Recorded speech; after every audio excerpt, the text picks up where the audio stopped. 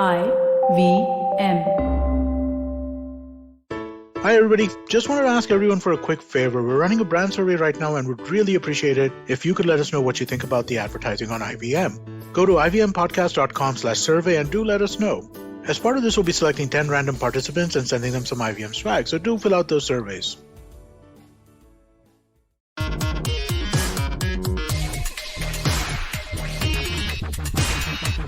Hello, welcome to yet another episode of Simblified.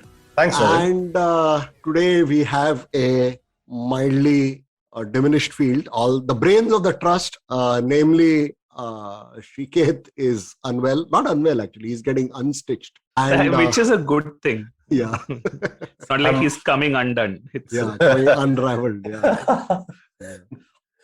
So, do you write these, Naren? Like these lines, like before? Anyway, he is really the brains of the trust because the rest of the three of us are engineers. So More on that in the next episode. Yeah, more on that in the next episode.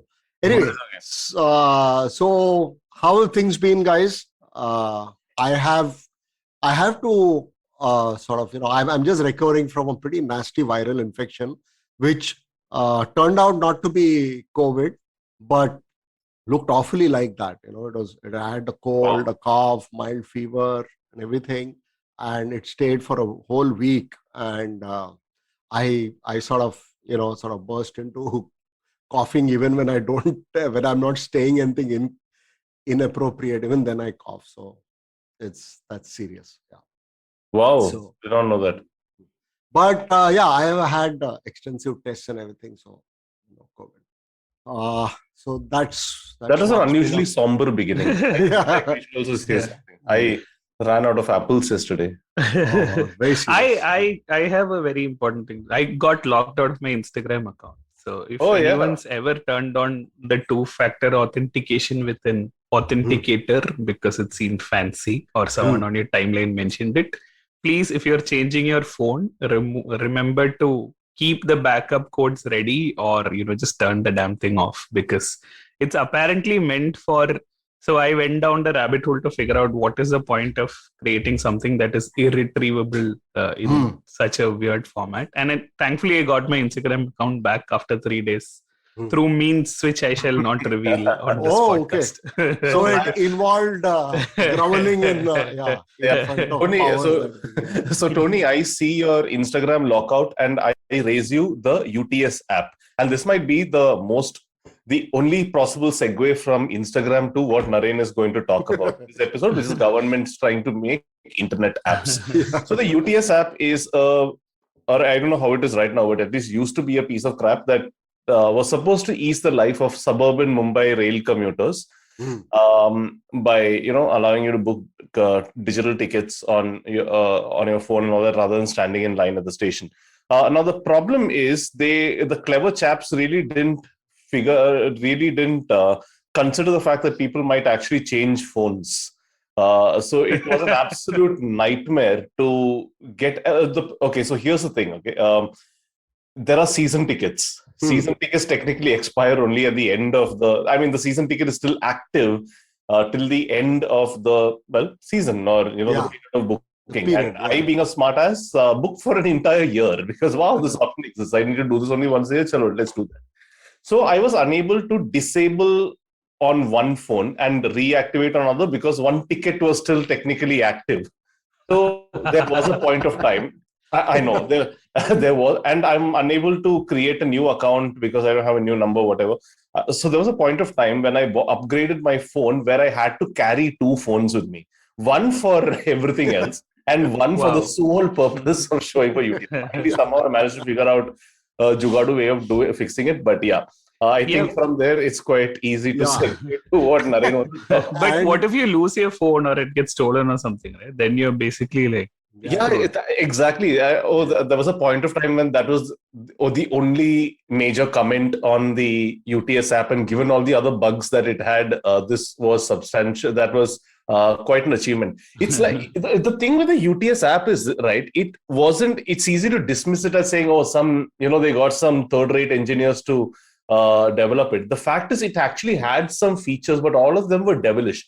Like, you can't book a railway ticket more than 2 kilometers away from the railway tracks. Why? I have no idea.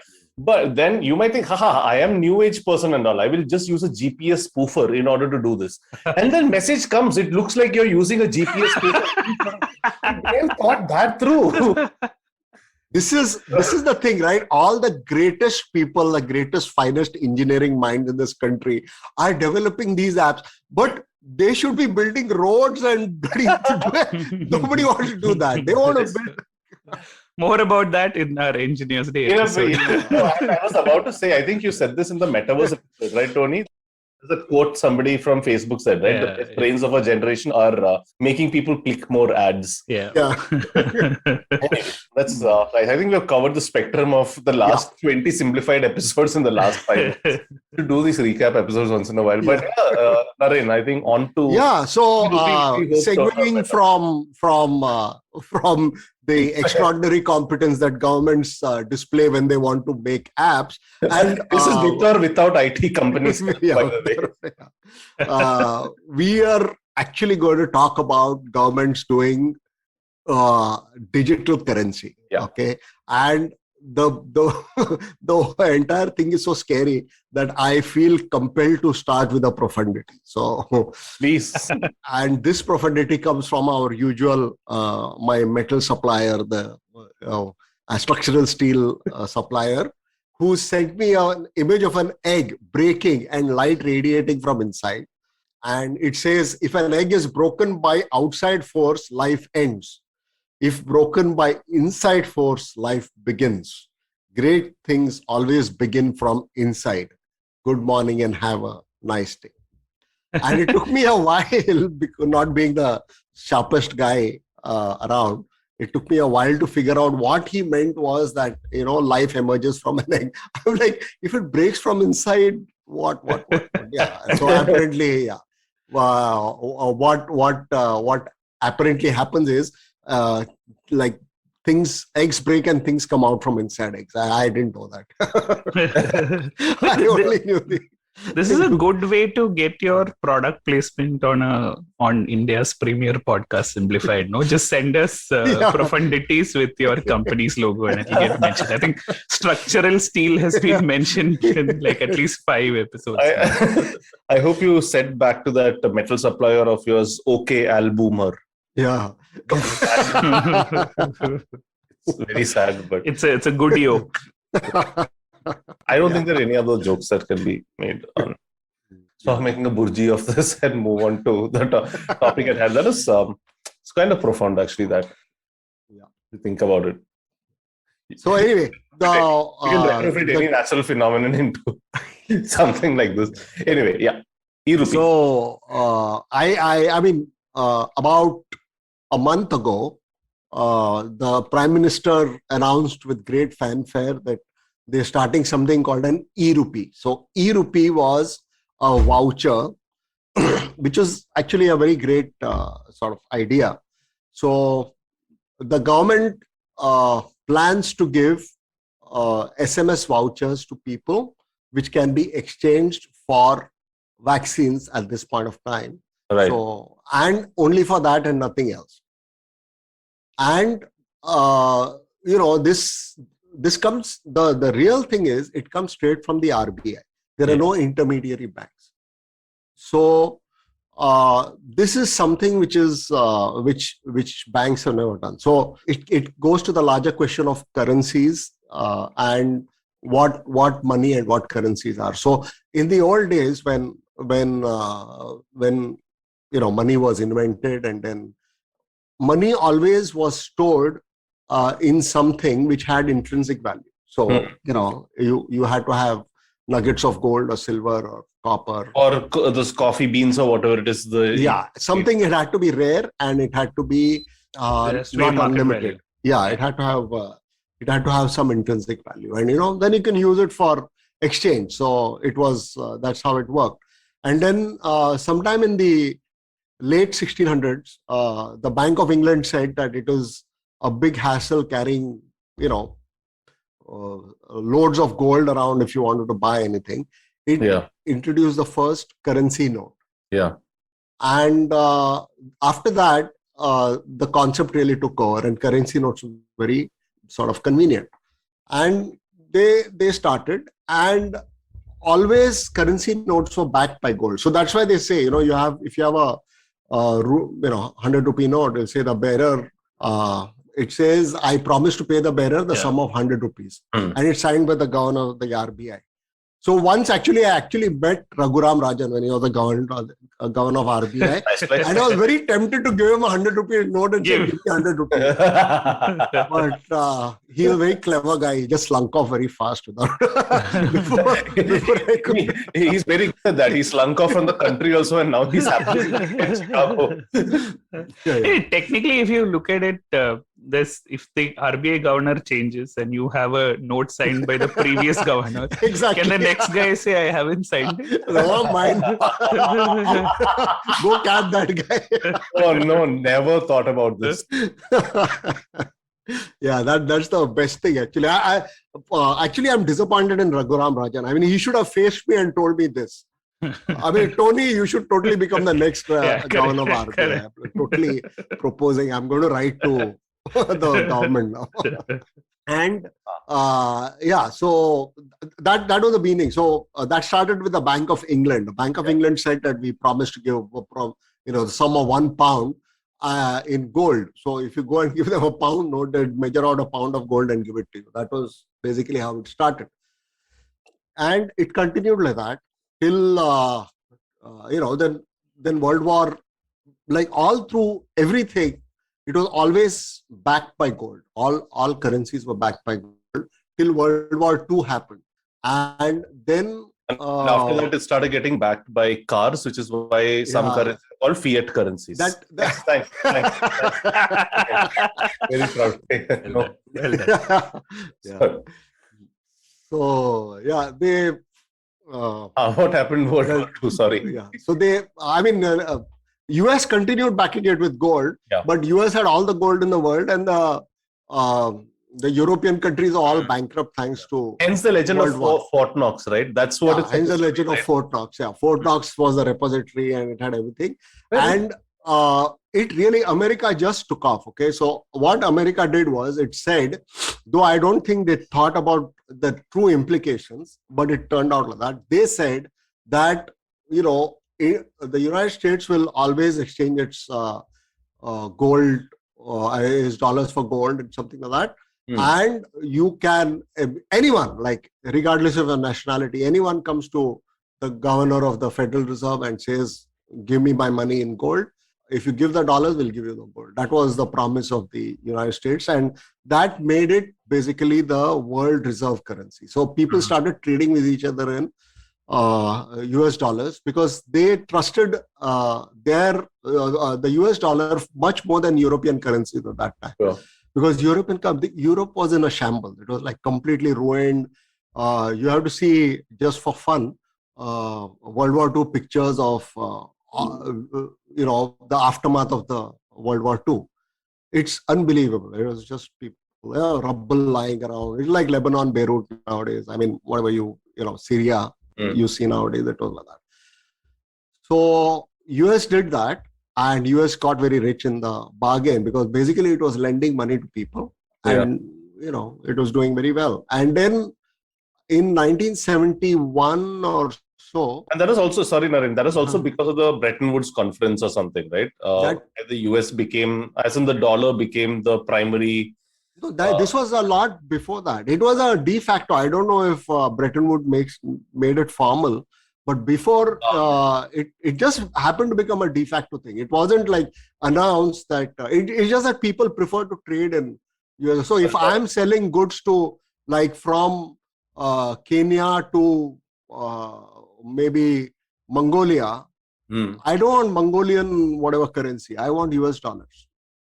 Yeah, that's how it started. And US was fine with that. India still has laws about how much currency, non-Indian currency you can hold, how much Indian currency you can hold. US has no such thing. Yeah, I remember, like, when you used to fly, they said you can't take more than X amount of rupees outside the country. I'm guessing the US doesn't have. They have their own laws which keep changing, and a lot of these laws are pretty strict. So you could get arrested at airports if you don't know the right amount of dollars or rupees or whatever you can carry in and out of the country. Yeah, sorry, I just changed the conversation. Yeah. Please go. 70. But the US currency is also backed by gold or something, right? It used to be till 71. Then one day Nixon came and said that, boss, and it was in the middle of some movie. There was some TV show. It was a primetime TV show which was being shown in all across the country, and suddenly that stopped. Nixon comes and Mitro, and from now no more gold. And there were like good reasons for that. There was, but basically what they wanted to do was they were running out of money. They wanted more money. They wanted to print more money, and every time they, so some smart guy in the Federal Reserve realized that you don't really need to back it by gold. You can just back it with the US government. So remove that restriction. And then they started printing money. At that time, it was the Cold War. And they needed a lot of money for a lot of very important things, which would blow up very important countries. So those things were very important for the United States, and they did that, and they started funding the Cold War. They meddled in the Vietnam thing came before. I think this came after the Vietnam War, and that did one thing that made it clear to everyone that there was now that daddy himself doesn't have the restriction of gold. None of us kids need to, it's like when you find out that your daddy has alcohol, you can also have alcohol. It's like that. And that it started, the world went off the gold standard, and people started, all governments started printing as much money as they like, and to a level now that the world's money supply has quintupled or something over the last. And what it happens is, what it means is, money as a store of value diminishes, or you could easily have hyperinflation at any time. The countries have had that. Zimbabwe has had it. The Weimar Republic in Germany, and now Afghanistan is likely to have it as well. Afghanistan is likely to have it. It's technically your Reserve Bank or Federal Reserve holds that thing, to say like how much money can be printed or not. Correct, but they have political imperatives. They have this thing, and they actually, how they print money is, they don't print money. They just give you a loan. They just buy government debt. They give government a loan, and it's like the three of us. Between each of us has 300 rupees, and then the association of the government of the three of us decides to give. Simplified coin. Yeah, simplified coin. They decided to give Chuck 1 million simplified coin. So Chuck now, all of a sudden, is rich. Yeah. Technically, the Federal Reserve or the Reserve Bank can set a ceiling on that debt, right? They do. In fact, they actively control money supply. They keep. That's why they, theoretically, the government can print as much money, or just declare as much money as possible, pay for everything. And it's just rupees, right? So it can pay everyone the 15 lakh rupees in their account, and no one would say anything. Except that if all that happened, everything would become extremely expensive. So if everyone had 50 lakh rupees in their pocket, milk is not going to be 50 rupees a liter, or whatever is desirable is not going to be so you're saying it's just going to catch up. The price of milk might go up to, say, whatever, 500. So I don't know if milk is very desirable. I personally don't know. But what's desirable? I don't know. Say the price of good whiskey. Okay. Sure. So a good whiskey maybe have 3,000-4,000 rupees, or maybe I don't know how much it is. And everyone wants that. The reason people are not buying it is because 4,000 rupees for a bottle of whiskey is very expensive. So you go and have the 500 rupee bottle of whiskey because that's more this thing, but you would like to have the 5,000. Everyone wants to buy the 5,000 rupee bottle of whiskey. It's going to become 5 lakh rupees for that bottle in no time. And that's what's hyperinflation. Then it extends to everything, actually. Yeah. But the reason I was asking was basically in 2011 and 2020, there was this sort of thing proposed wherein basically the government can issue commemorative coins in platinum, and that doesn't have any restriction on denomination. So if the Federal Reserve didn't allow you to do it, all the government had to do was mint a $1 trillion coin and then go and give it to the Federal Reserve and ask for the money. So this was actively in the news in both, I think, 2020 and the previous crisis. They're legally. Legally. We are really lucky Donald Trump didn't find out about it. He would have totally done it. On that note, I think we should take a break and quickly come back to see how eRUPI will change the world, or at least in India. $100. That's all it takes to begin your journey with Bitcoin and Ethereum. No, really. With Coinswitch, you can start investing in over 100 cryptocurrencies with just 100 rupees. On top of that, there are zero charges for deposits and withdrawals, so you can trade, buy, sell, however and whenever you want. All of this, plus their extremely intuitive interface, makes Coinswitch the perfect app for beginners in the crypto space. But don't take my word for it. Just download Coinswitch for free and try it out for yourself. If you'd like more information on cryptocurrencies, tune into A Show About Crypto with me, Rohan Joshi, my new adventure on IVM Podcasts. Coinswitch, kuch to badlega.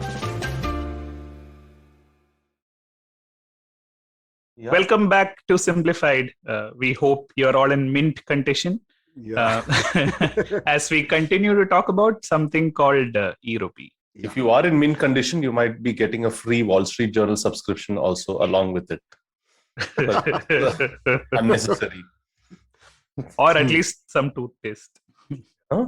Oh, sure. Sure, that also works. Oh God, simplified the podcast with a hole.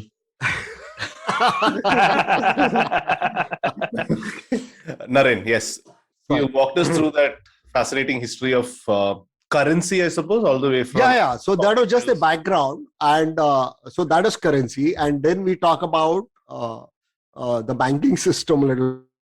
Government doesn't, the central bank, that is the RBI, doesn't deal directly with public. It deals only with the banks. So it gives money to banks, or it takes money from banks. It interacts only with banks. And banks deal with the rest of us. And basically what banks are supposed to do is take deposits from people and use that money, part of that money, to give loans to other people. Yeah. And, they make a profit on that. And they can't give all of the money as loans to people because other people may not pay it back. So they have to keep a part of it with the RBI as a liquidity ratio. So it stays with the RBI, and if a significant number of depositors for some probabilistic reason want their money at the same time, the bank has enough money to cover it. If it doesn't, people panic and everyone tries to take their money back at all the time, all simultaneously, and the whole thing collapses. That's called a run on the bank. So this is how it functions. And the banking system is not very, very efficient for certain things. That is, when government wants to get money out to the people. So government has schemes. The central government has a lot of central schemes. It's very scheming. Sorry. Yeah, scheming government has a lot of schemes. Yeah, scheming government has a lot of schemes. And what it does is it creates a fund, and then it vests that with different state governments, agencies, things like that. And then it asks them to find out who qualifies. And then those people have to, then these people give, the central government gives money to that scheme, to that vesting, to that, to that authority, and that authority sort of then gives it to the other people. What happens is the central government doesn't have, or the central bank doesn't have all that much control. All it can do is audit it later and say that, hey, you didn't do this right, but the money is gone. What they want to do this time around under the eRUPI thing is create very specific vouchers, like they've started that with the vaccination thing. So, they wanted people to pay for the vaccination. But obviously, poor people can't pay for the vaccination. They can't get vaccines. And if they don't get vaccines, it's not just the poor people who are at risk, it's also the other people who are at risk, because you don't want a virus floating around. And so therefore, we care about it. Yeah, that's true. And so it's in everybody's interest that everybody is vaccinated. So the government thought that they could try this direct e-voucher. So the problem is a lot of people in India are still unbanked. Yeah. So a good 50-60% of people have no bank accounts, or they don't really use their bank accounts, or they don't know how to use a bank account. They're financially illiterate. So even if you give them money, it's very easy to scam people out of that. We have so many, at least 3 or 4 cases in our factory, workers being scammed by people who just call them up, tell them their debit card is going to be frozen, get them to give an OTP, and then just spirit away all the money in their account from that. So this kind of thing keeps happening. So what the government is trying now is to give a SMS voucher. So it appears on your phone. All you need is an ordinary phone. You don't even need a smartphone. It just comes as an SMS. And you go to the service provider. In this case, it's the vaccine provider. You go and give that vaccine provider the code, and you get your vaccine and you're done.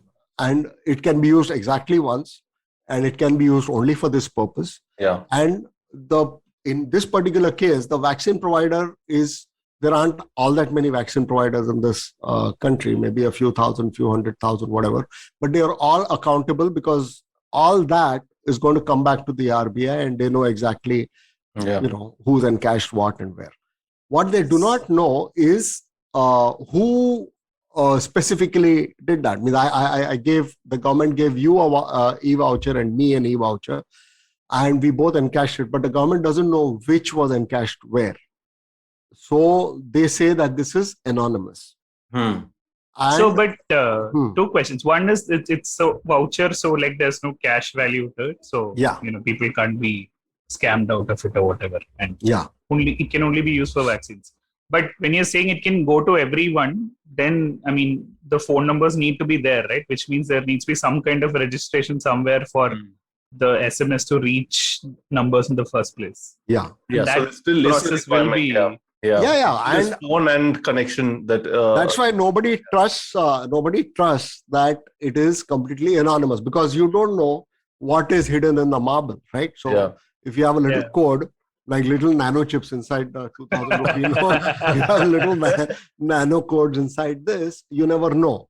But my question was even to sort of get the SMS, therefore you need some kind of connectivity or knowledge that I can register for this to get the scheme, right? It's still dependent on similar to COVID, that you have to sort of register somewhere and then so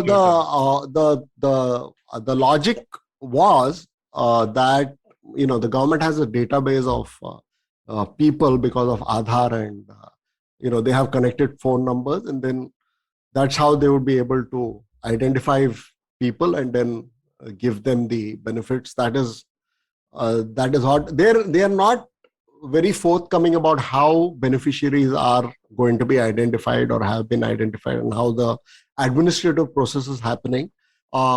Typically in government, what happens is it starts bottom up. So you start you have a district level person, and he asks all his village level counterparts to provide, collate data, and then that goes up to the state level, and that goes up to the central level. This is how it happens. And traditionally, it used to happen, this used to happen, and the traditionally what used to happen was the money used to flow the other way. So it would flow from the center to the state, to the district, and to the gram panchayat, and there would be pilferage at every stage. So eventually when it goes to the gram panchayat, there's very little left. And this tries to do away with that. So there is no incentive for anyone to pilfer. And the other sort of thing would have been direct cash transfer, but that needs a bank account and Like Correct. lots of people are unbanked, but technically most Indians have a phone or a phone number per household. Yeah. That's the... So the other problem with the direct bank transfers is that it's cash. So you give that cash for your diabetes medicine, but you're going to go and buy alcohol with it, is what people think. But there are studies which show, I don't remember which, there was one important study, I forget which one it was. No, I've read several. Yeah, go on. I'll tell you what which showed that, even the poorest of poor people, starving person, if you give them a bunch of money, they're far more likely to go and buy something fun with it than just food or education or whatever. Yeah, so I've read contrasting things on this, Naren, because so one, I believe in UBI, and I've tried to read every study possible on that. So one kind of study, and I think the world's biggest experiment for UBI was done somewhere in India. I think either Rajasthan or Madhya Pradesh, I forget. I think we should just clarify UBI is not Union Bank of India, but Universal Basic Income, on which we did do an episode. I forget. We've done an episode on pretty much everything now, I think. Where even the poorest of the poor, or when they were given that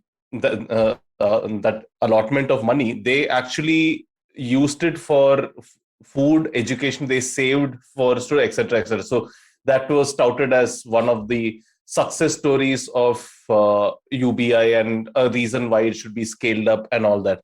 At the same time, there have been sort of contrasting studies as well. Like, for example, a couple of years back, I went to a conference where there was somebody who was doing research among the next billion population in India, right? And around the world, indeed.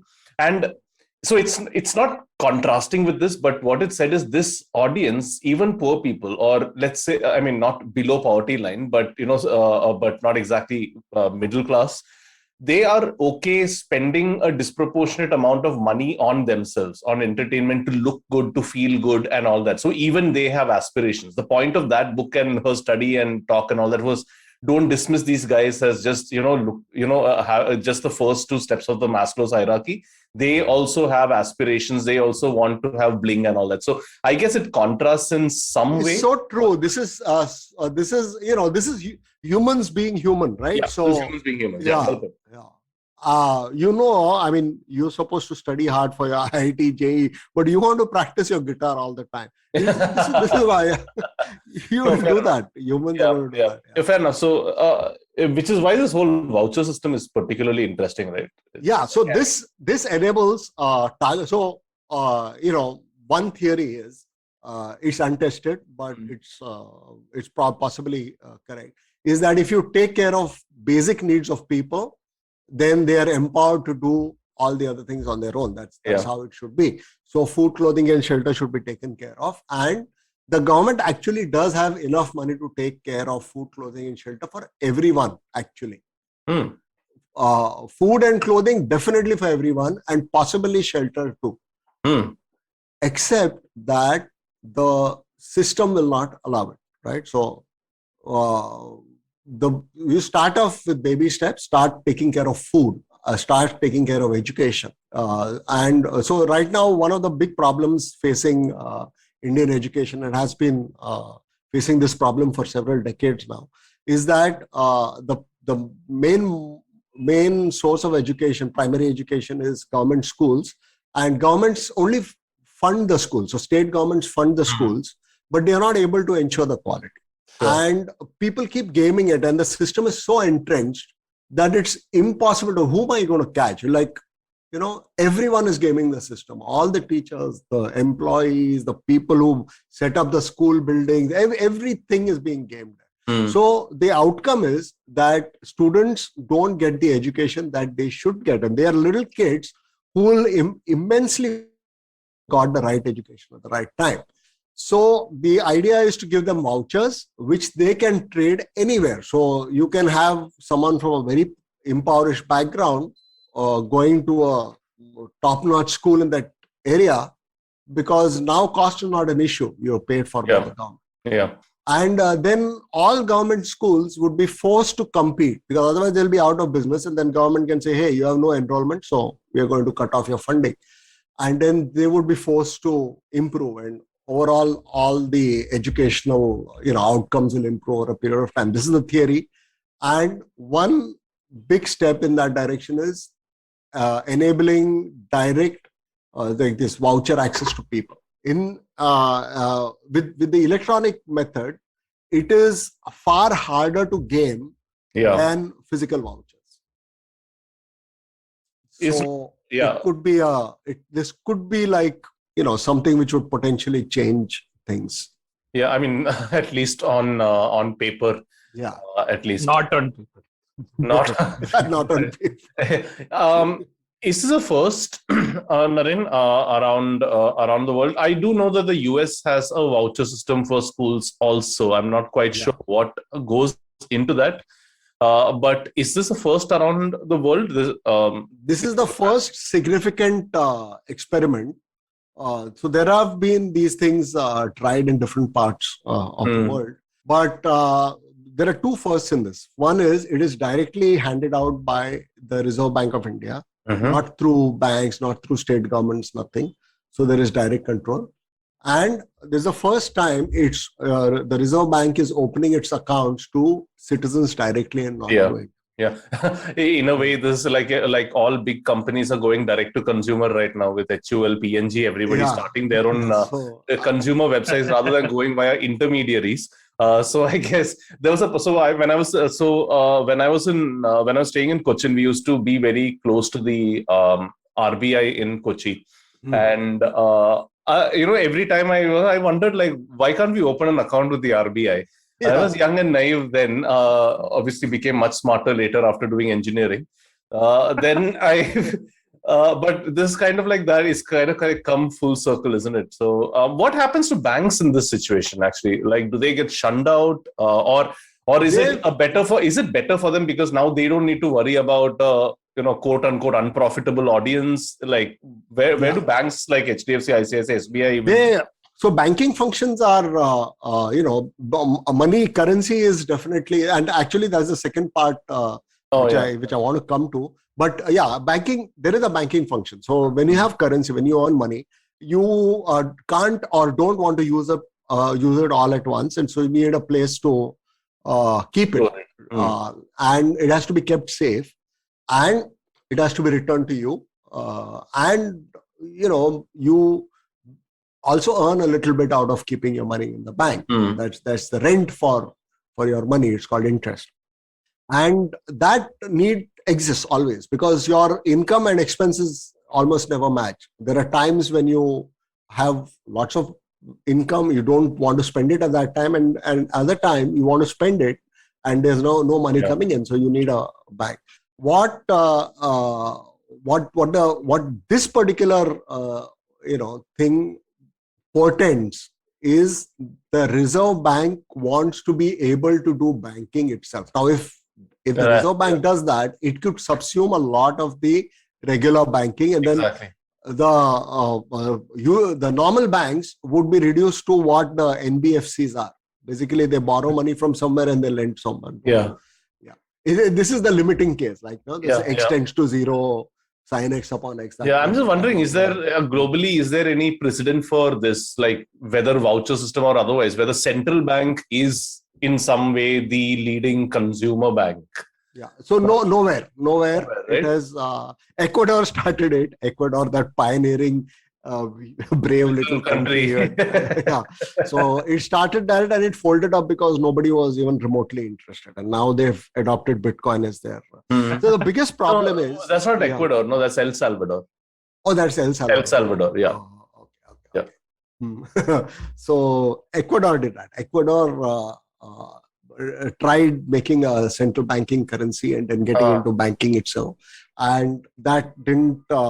People were not interested because governments, they come in not because the people need them. They want to control the whole game. That's what is happening.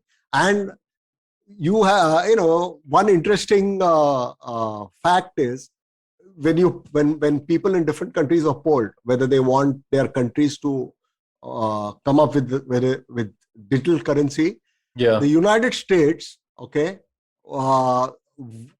overwhelmingly everyone surveyed said, we want nothing to have to do with a digital currency by the Federal Reserve. We don't want it.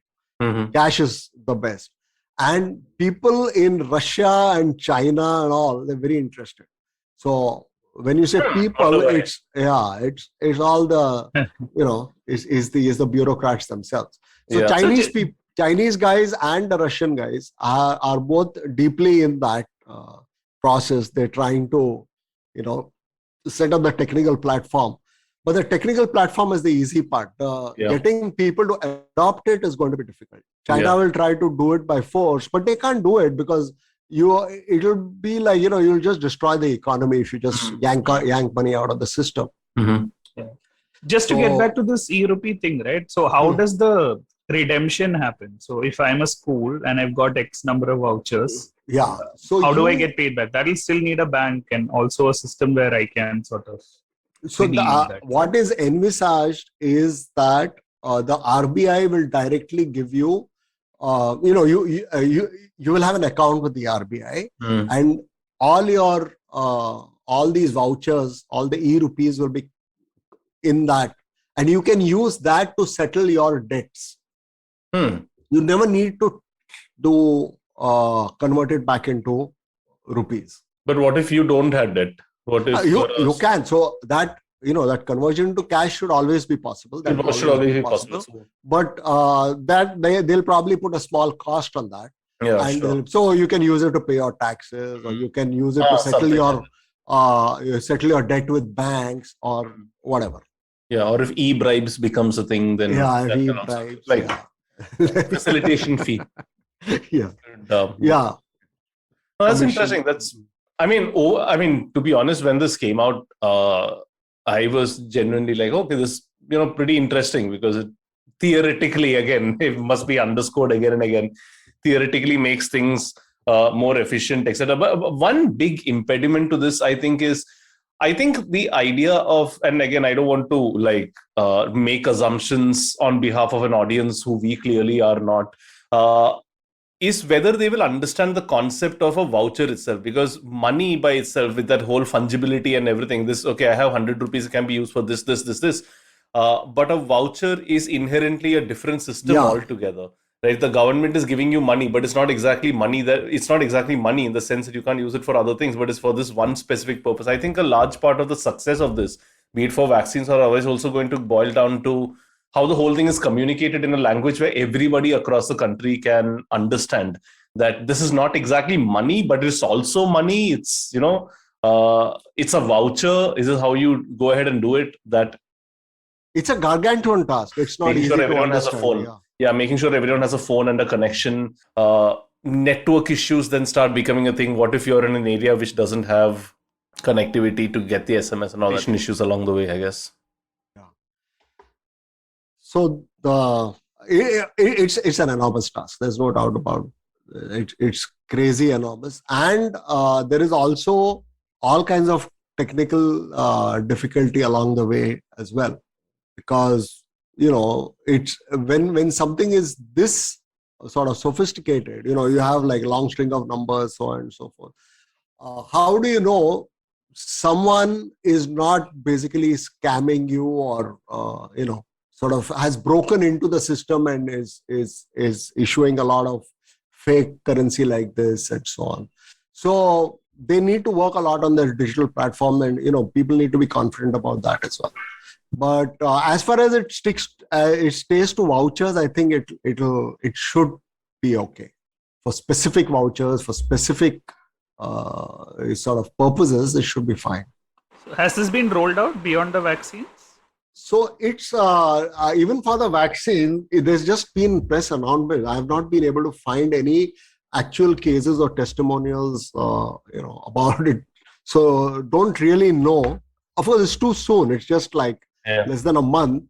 But if there is successful implementation, I'm sure we'll hear about it. It'll be I meant, is it an experiment or is it like a full scale? They are going to. So the way they said it, it was a full scale thing, but there has been no follow up press announcements about. There have been a lot of people explaining what it is, but no one actually doing it. That's what. There are lots of explainers about the whole thing. Although on the official eRUPI site or the page that's there on the Government of India site, I do see benefits for corporates, benefits for hospitals, benefits for end users, and then banks live with eRUPI, which which include the usual suspects: SBI, HDFC, Axis, PNB. Surprisingly enough, what do banks do with eRUPI?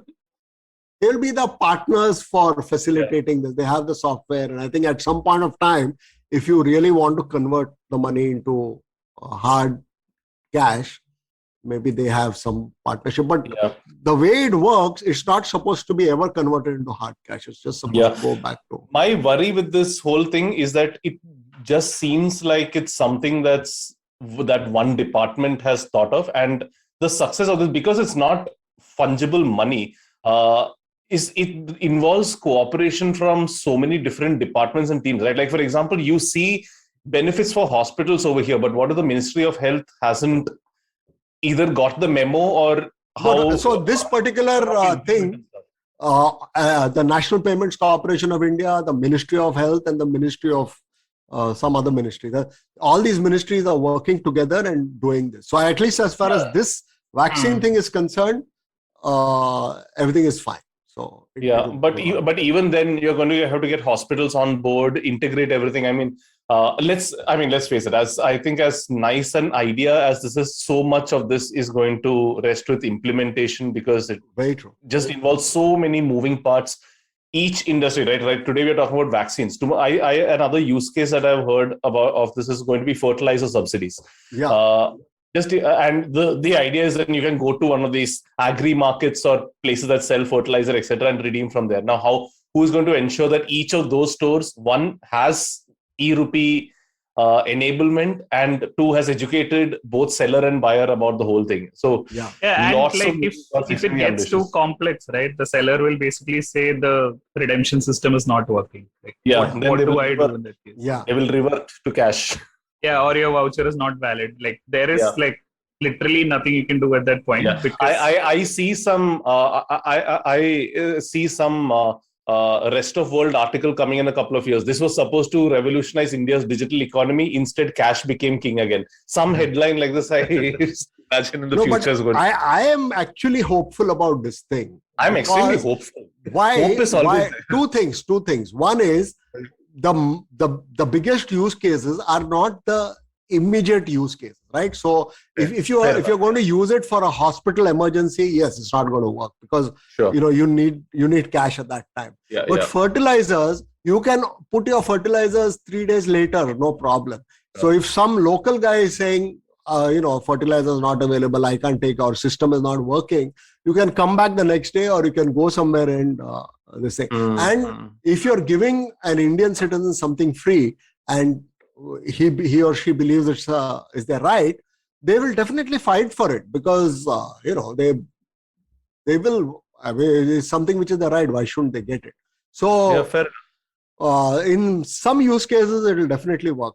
But it comes down to the implementation, the will at the top, how serious. There's not just one person at the very top deciding that yes, we are going to implement it. The entire bunch there has to be committed to it.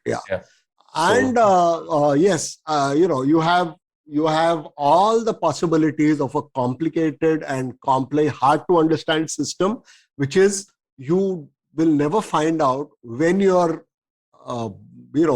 pants are being taken off. You really have no clue. It's only when you feel the wind brushing against your butt that you realize that somebody has stolen them. Because the problem, I mean, just when I think about it from the perspective where I am sitting, right, it's so bloody hard just to redeem your credit card points, right? One, you have to figure out where it is accepted. Two, you have to go to that store, you have to check with them first, will you accept it? Then they have to tap into some system. Oh, it's not working. try again. Oh, it's not working. I can't see your points. It takes so many things to just get something like that working, right? And like so many conglomerates have toyed with the idea of like a universal loyalty program, etc. And none of them have really been very successful. I think Miles was the one area where it made a little more sense. But in some senses, it's like a multi-tiered loyalty redemption system for the country, right? And I was actually thinking like this is a more universal Sodexo. And the same problems that you said, right, where you have to sort of figure out, okay, these guys accept, these guys don't accept, and all that.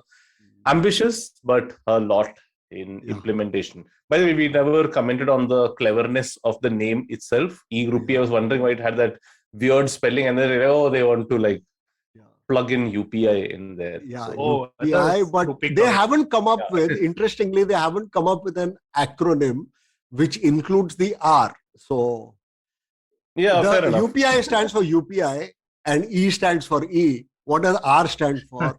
And they haven't figured that one out. It's definitely not Rahul Gandhi. So that much you can be sure for what it actually stands for. All right, fair enough. But I think that's a comprehensive overview of whatever eRUPI is today. And I think we should do a follow-up episode in a year or whenever it is that this sees light of day or bank account. So see you guys around. And stay safe and stay unbanked. Voucher. And stay unbanked. Did you just say stay unbanked? Oh, not stay unbanked. Stay vouchered. Stay vouchered and stay simplified. We'll send simplified vouchers. Bye. Okay, bye.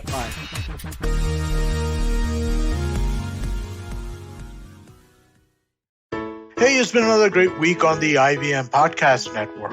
Postcards from Nowhere completes its 100th episode. Utsav speaks with Chuck, the host of Getting Meta, Origin of Things, Simplified, amongst others, about slow travel, the evolution of Postcards from Nowhere, and what drives him to travel. Tune in and discover the new manifesto of the show and get a glimpse of what's in store for the coming weeks. On The Habit Coach, Ashton talks about the art of focusing with our eyes and how it's connected with our daily activities. On Echoes of India, Anirudh brings back to life the history of South Asia through his extensively researched narratives. And on Simblified, our four hosts, Chuck, Naren, Srikeit and Tony, attempt to deconstruct these universal birthday rituals on the occasion of Chuck's birthday. Do follow us on social media. We're IVM Podcast on Twitter, Facebook, Instagram, and LinkedIn. And remember, if you're enjoying this show or any of our other shows for that matter, please do tell a friend. And finally, we would like to thank our sponsors this week on the network, Cred Cred, Bank of Baroda, Quarter, Coinswitch, Kuber, and Intuit India. Thank you so much for making this possible.